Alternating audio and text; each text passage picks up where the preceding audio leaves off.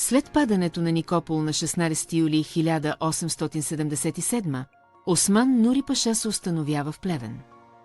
Той изгражда редути и окопи, за да спре руското настъпление към Балкана.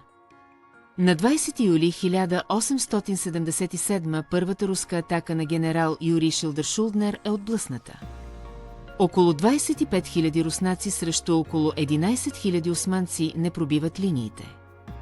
На 30 юли генерал Николай Криденер води втора атака. Боят край Гривица завършва с тежки руски загуби и нов неуспех, въпреки усилената артилерия.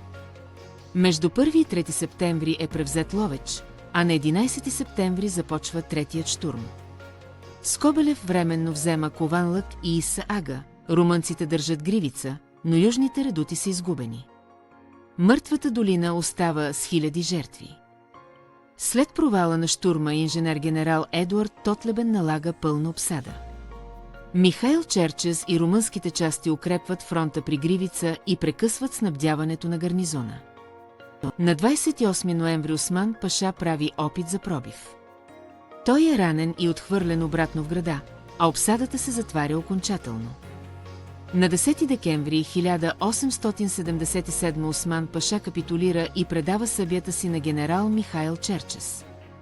Победата отваря пътя към Шипка и Одрин и накланя войната към Сан-Стефански мир.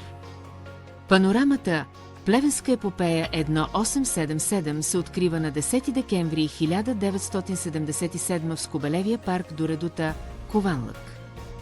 4 пръстена символизират трите щурма и обсадата. За 3 години я посещават над 2,5 милиона души.